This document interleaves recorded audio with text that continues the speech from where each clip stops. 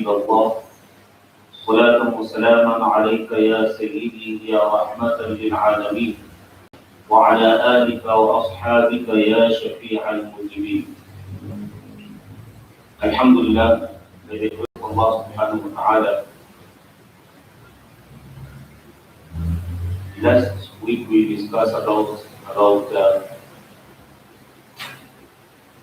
the different names of namaz in terms of situations and conditions, and we discussed about the namaz of Safar, Jama'ah, Jumu'ah, Salat al-Khawf, and other different types of namaz according to the situation and circumstances. Again, the word namaz, salah, is used in Quran in other different meanings also. And inshallah, during our course, we'll be pointing out those meanings and those different forms of the word namaz, inshallah, mentioned in the Quran al-Kareem. And today we are going to point out the places in the Quran al-Kareem where this word namaz is found. In the meaning of the namaz which we do in normal prayer days, that is Fajr, Dhuhr, Asr, Maghrib, and the Isha. So in this meaning and in this perspective, where are the places where this word namaz is found, and also we'll be touching out about the short and brief message which Allah subhanahu wa ta'ala is giving in that particular ayah in which this word namaz is mentioned. So today we are going to take the first place of Al-Quran Al-Kareem. Allah subhanahu wa ta'ala is mentioning the word namaz, and for us to know and to be able to prove and to have an idea that the namaz we are reading, the prayer we are doing, this prayer is proved in this type of ayah and in this part of Al-Quran Al-Kareem. Even if you are not able to memorize all places in the Quran Al-Kareem, but at least you have an idea that this namaz is found in the Quran and Allah subhanahu wa ta'ala has mentioned it in the Quran al-Kareem. So in Surah Taha, verse number 132, Allah subhanahu wa ta'ala says, أعوذ بالله من الشيطان الرجيم وَأْمُرْ أَهْلَكَ بِالصَّلَاةِ. Can you repeat with me? وَأْمُرْ أَهْلَكَ بالصلاة واصطبر عليها لا نسألك رزقا نحن نرزقك والعاقبة للتقوى. So this is the first ayat we are mentioning in which Allah subhanahu wa ta'ala has mentioned the word salah. And not only mention the word salah, but Allah subhanahu wa ta'ala is commanding one of his messengers and also to Rasulullah sallallahu alaihi wasallam, but the story is not directly linked to Rasulullah sallallahu alaihi wasallam. It was linked to another prophet. But since this salah has been a prayer of each and every messenger who came from Allah subhanahu wa ta'ala, who was sent by Allah subhanahu wa ta'ala, from Nabina Adam alayhi salatu wassalam to Nabina Rasulullah sallallahu alayhi wasallam, all messengers and all prophets have been performing namaz, salawat, and have been worshipping Allah subhanahu wa ta'ala but in different forms. The forms are different, but the ibadah is the same. So Allah subhanahu wa ta'ala is talking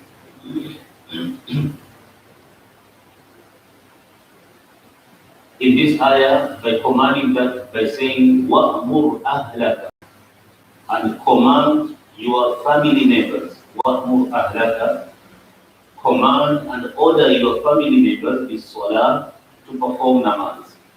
You command them to perform namaz, and he said, وَاصْطَبِرْ عَلَيْهَا, and be steadfast on it. وَاصْطَبِرْ, and have patience on that. لَا نَسْأَلُكَ رِزْقًا, we are not asking you any risk. نَحْنُ نَرْزُقُكَ, we are the one who gives you risk. وَالْعَاقِبَةُ لِلتَّقْوَى, and good end is for only that person who has piety in him. So in this ayah, Allah subhanahu wa ta'ala does not only mention about the importance of performing namaz, rather Allah subhanahu wa ta'ala is giving us a special mentality and is creating in us a special belief, a special thought that in our world today, many of us, except few, think that if they give their time to namaz, if they give their time for prayers, they may lose their business, they may lose their income means, they may lose customers, especially Zuhur time. That is the peak time of the day. Many people are rushing to the restaurants, many people are rushing to buy things, and people are too much taken up in business. So Allah subhanahu wa ta'ala, He is commanding His prophets and His messengers that they should be a model, a role model for any ummah to come after them. That they stick fast on performing prayers, and they also should command their family members. And in the family members, the topmost family members are your children, your brothers, your sisters, who are very close to you. Then extendedly, you can jump to your aunts, to your uncles, to your neighbors, and so on and so forth. So Allah subhanahu wa ta'ala does not only ask you to perform namaz, but He asks you, He commands you to command your family members also to perform namaz. Today in our families, most of us, illa masha'Allah, you may find a father or a mother is very punctual in namaz, in performing salah. Every time, every prayer time, you find a father or a mother is performing her or his namaz. But kids are just playing around with their laptops or maybe playing games or outside with friends, and parents do not care about it. The only reason that they come up with is they are still kids. Let them play. Okay, we don't say that kids should not play. They should play. This is their time to play. If they don't play now, when are they going to play? But salat and namaz is such a farz that Allah subhanahu wa ta'ala has given so strong importance on it that He is commanding His messengers and prophets to establish this prayer, and in the same time to command their families to perform this prayer. And not only to rely on themselves and say that I'm the only one who performs tahajjud in my place, so I don't care whether my kids they perform or they don't perform. No, this is the training pitch. This is the moment that you need to direct your kids toward worshipping Allah subhanahu wa ta'ala. If you lose them now, when they reach the age of 15, 16, 17, then you won't have any strong grasp on them, and you won't be able to control them for namaz especially. And these are the complaints we get day by day that kada sa fair dua, so fair namaz, tapi ulilia Quran is not because of the tapi ulilia Quran, the ulilia Quran, but you did not train them from their childhood. You just let them go because they are kids, Zofa and Zofa and Zofa. We call them kids, and by the time they are grown up, it's too late to control them. And namaz is so important that Rasulullah sallallahu alaihi wasallam says in one hadith, "Muru awladakum wa hum abna'u sab'a bis-salati." Aw kama qala sallallahu alaihi wasallam, command your children. Don't just give them as an option to do. No, you command them. You have to order them. Muru awladakum. You command them to perform namaz wa hum abna'u sab'a. When they are just 7 years old, you can imagine. When your kid is just 7 years old, that is the time you have to command them, not to just play around with them. You command them that the time is namaz time, go to musalla, perform namaz. You have to command them when they are at the age of 7 years old. Then Rasulullah sallallahu alaihi wasallam went far and said, وَضْرِبُوا عَلَيْهِنَّ وَضْرِبُوا عَلَيْهَا or وَضْرِبُوا وَهُمْ أَبْنَاءُ عَشْرًا. And he said that at the age of 7 years old, you have to command them nicely, in a very good way, in a very diplomatic way, in a very logic way. Just encourage them to perform namaz. But when they reach the age of 10, your kids, now وَضْرِبُوا, Rasulullah sallallahu alaihi wasallam is using the word وَضْرِبُوا. وَضْرِبُوا means you have to beat them. Even if you have to beat them to perform namaz, you have to go to that extent. But make sure your children are performing namaz and they are punctual in performing namaz. But unfortunately today, we do everything. We command and we order and we pressurize our children to do everything. But in terms of performing namaz, we just release them. And Rasulullah, Allah subhanahu wa ta'ala is mentioning this ayah to clear the way we think. Because we think that if our children will not focus in their studies, they may not have a good future, they may not have good jobs, they may not have good income system. So we focus on their tuitions too much and we neglect namaz. Our kids come out from school, let us say 2:30 or 3 o'clock, then immediately they rush to tuition. And some children from school, they go direct to tuition. They don't even have time to come at home to have something to eat. Okay, their parents give them some money, they buy some gatos outside there. So from morning 7 o'clock, they leave their house. Then they reach their house another 7 o'clock. After 12 hours, they come back home. So when they come back home, children are tired. And the parents, they feel that children are tired, so they don't pressurize them too much because they know their goal is achieved. A child has gone to school, a child has gone to tuition. They don't know what hanky-panky they have done in the tuition, but they just know that our kids have gone to tuition, that is enough. So they don't pressure them to perform namaz. They don't put this importance of namaz in their mind.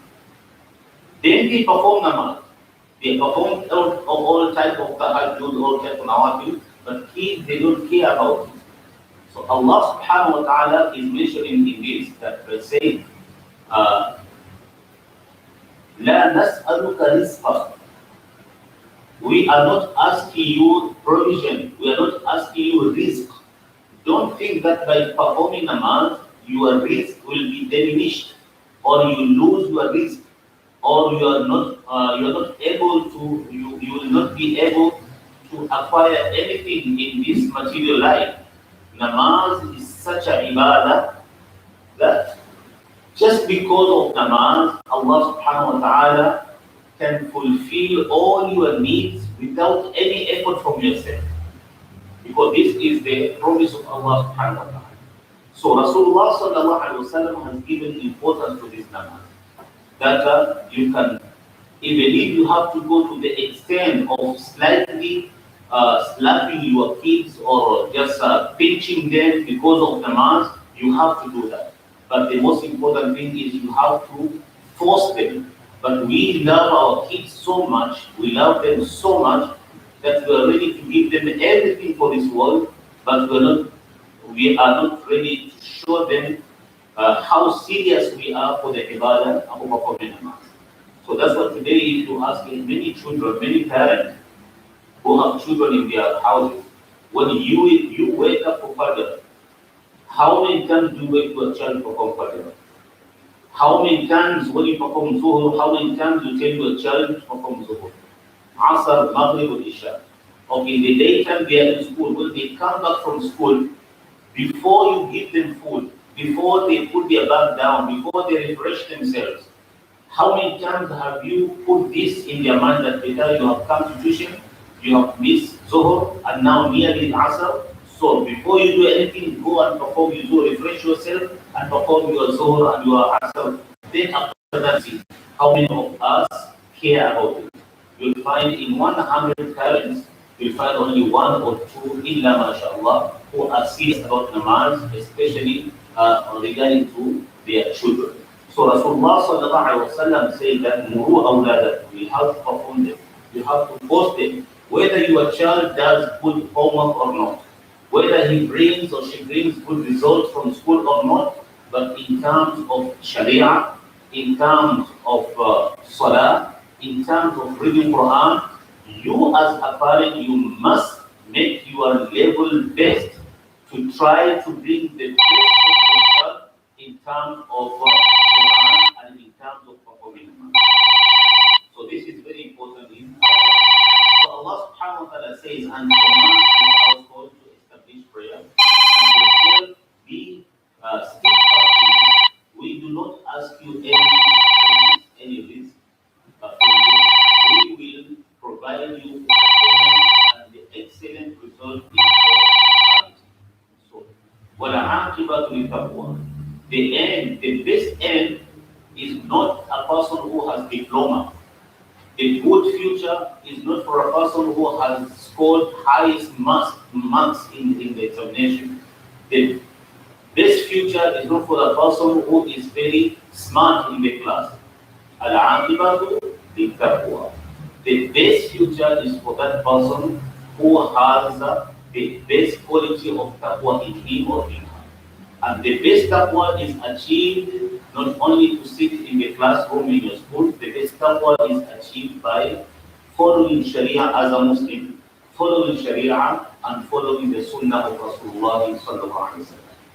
In the beginning, it may sound very awkward, very awful, very disturbing, illogical, but in long term, the successful ones are only those who have been practicing on the Sunnah of Rasulullah sallallahu alaihi wasallam.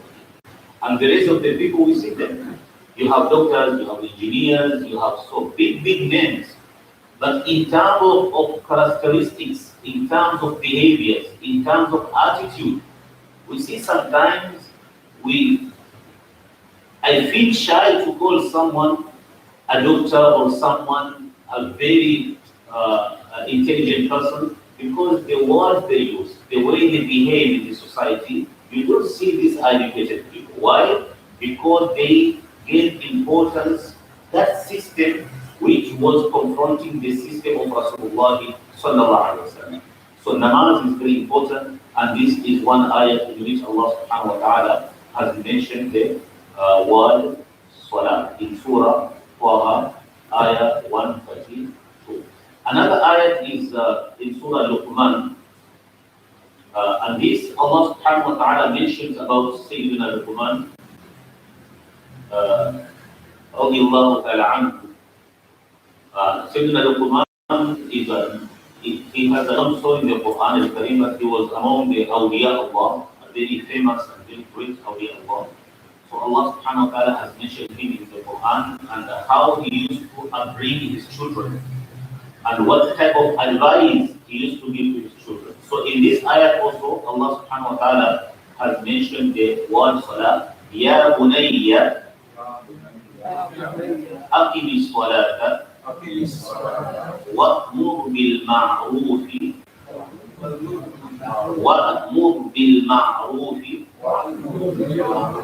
وانهى عن المنكر واصبر على ما أصابك إن ذلك من عزم الأمور. This is ayah number 17 in Surah Al-Luqman. What Allah subhanahu wa ta'ala says is, Ya Bunayya. So the Luqman is advising to his children. Ya Bunayya, O my son, Aqim as-salah, perform namaz. Wa'mur bil ma'ruf, and enjoin or order or command in goodness, in good things. Wanha 'anil munkar, and stop people from indecent or bad things. Wasbir 'ala ma asabak, and be patient on whatever has come upon you. Any bad situation has come to you, wasbir.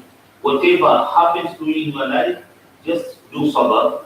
Inna dhalika min azmi umur. Indeed, these are the acts of great courage. So in this ayat, Allah subhanahu wa ta'ala is talking about his awliya Allah. One of his awliya Allah, that the style of awliya Allah used to be to advise their children not only to take agarbati and bring in mazar.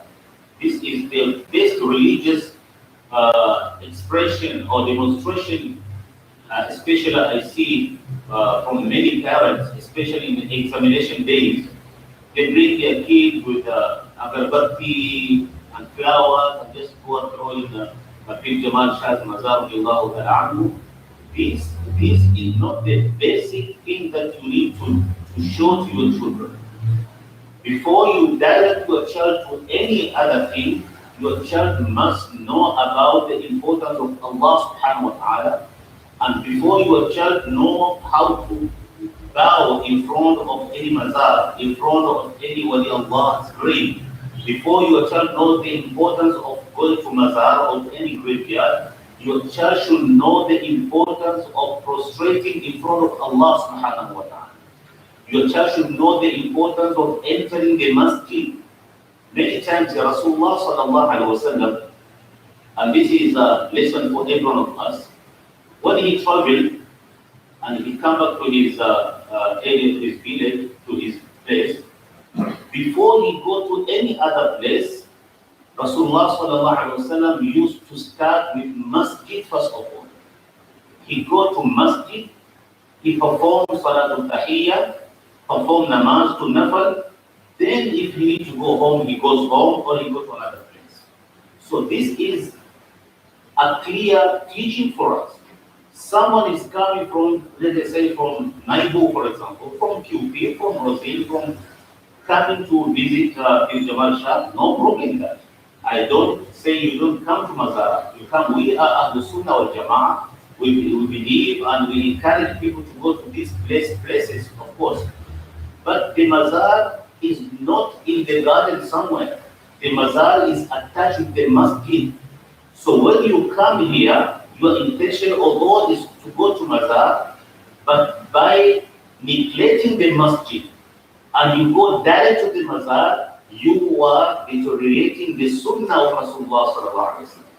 So the best way to do ziyarah is, first of all, perform your wudu, go to masjid, perform your two nafal, ask any dua you want to ask, then after that go to Mazar and read Fatiha on Pir Jamal Shah. This is the best way to do ziyarah. But today what we do, I see many people, they bring their children, you understand? So what mentality are you giving to your child? The mentality you are giving to your child is that the Mazar is more important than the masjid. Because you bring your child from where you have brought him and you see such a huge masjid, you just take the side of the road of the masjid here, you just take your child to Mazar, then from the Mazar directly on the side of the masjid, just go home. You don't even think that what message am I giving to my child? Tomorrow if this child grows up in this mentality, how will he have the love of coming to masjid and sitting in the masjid? Never. Why? Because from the childhood, you have not given him the importance of the masjid. And there's no a highly blessed place on this earth than a masjid. No matter what type of wali is on this earth, apart from Rasulullah sallallahu alaihi wasallam. This is not the question of Rasulullah. Rasulullah sallallahu alaihi wasallam is the place where touches the body of Rasulullah sallallahu alaihi wasallam. That is the most blessed place, even than the arsh of Allah subhanahu wa ta'ala, leave alone masjid. But apart from that, masjid are the highly most blessed places. So when you bring your child for dua, for barakah, of examination, to pass examination, give your child the importance of the masjid first of all. You understand? Then after the masjid, you tell your child, okay, beta, we have seen the masjid, we perform namaz here. Now let us go and do Fatiha in this mazar. It might be for Qudrat Isha, any Jamal Isha, anybody. But we are not training our kids about the importance of the mazar. And the result is our kids will perform Gyawi Sharif, our kids will do Chatti Sharif or Father Sahib, they'll do the Majlis of Muharram of Imam Hussain of the they'll do Barwi of Milad Sharif, but namaz, in terms of perform namaz, our kids are very lazy.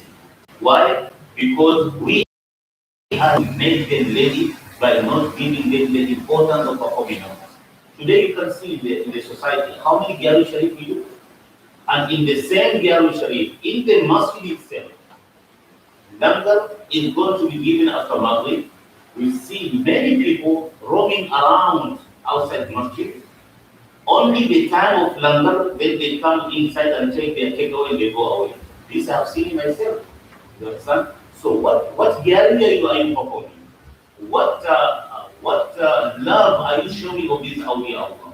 Sayyidina Abu Sa'id, I'm sorry, I'm thinking too much for this, but these are very important things that sometimes we don't get time to speak on the member there.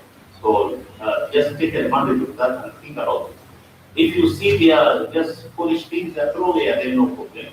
But it is my responsibility to tell you.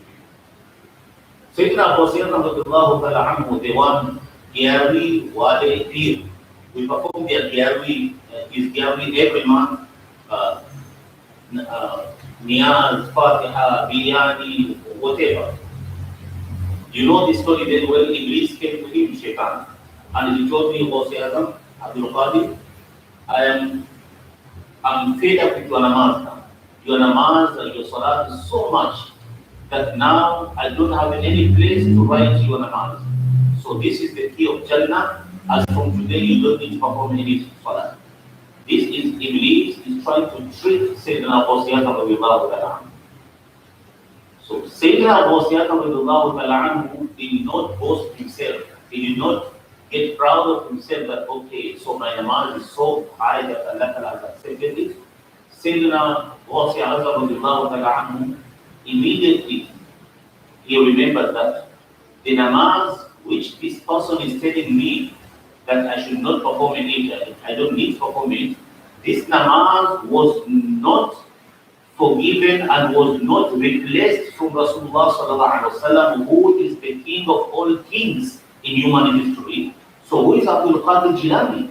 How can I be given this priority that I stop performing namaz?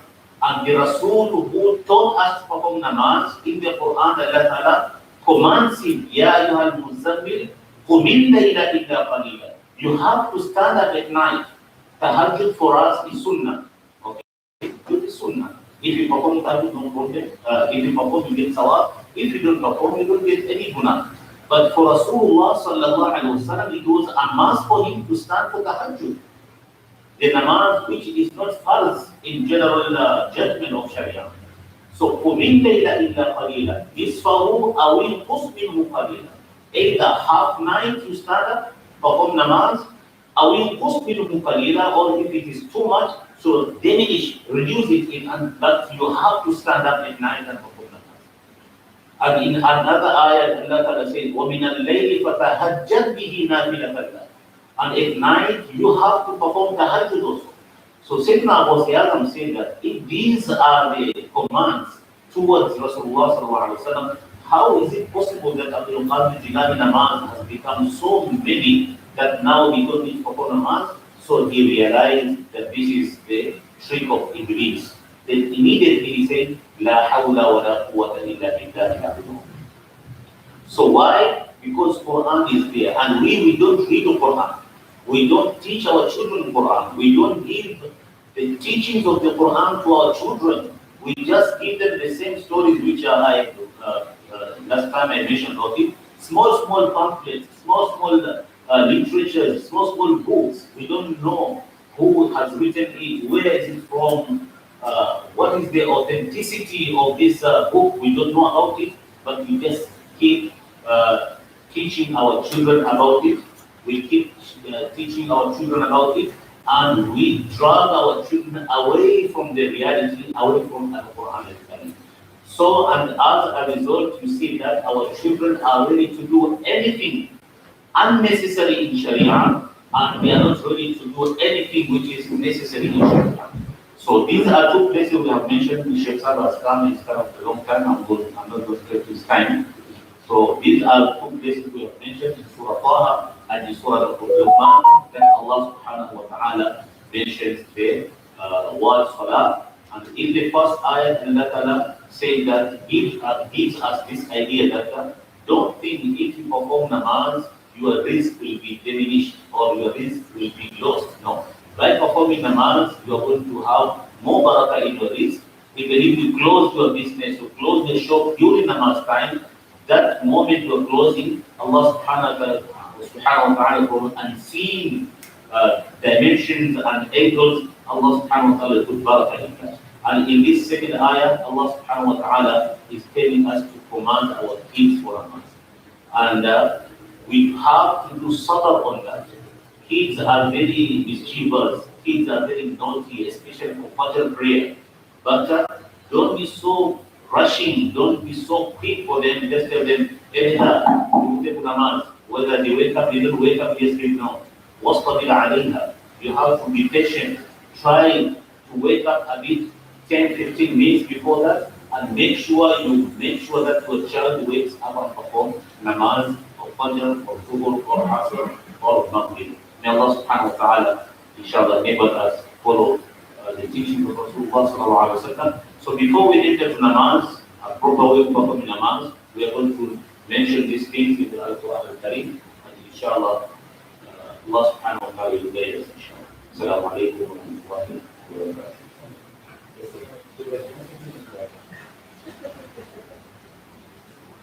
ठीक है, तो आप सब आपके साथ करेंगे, आखिर दुआ यही करेंगे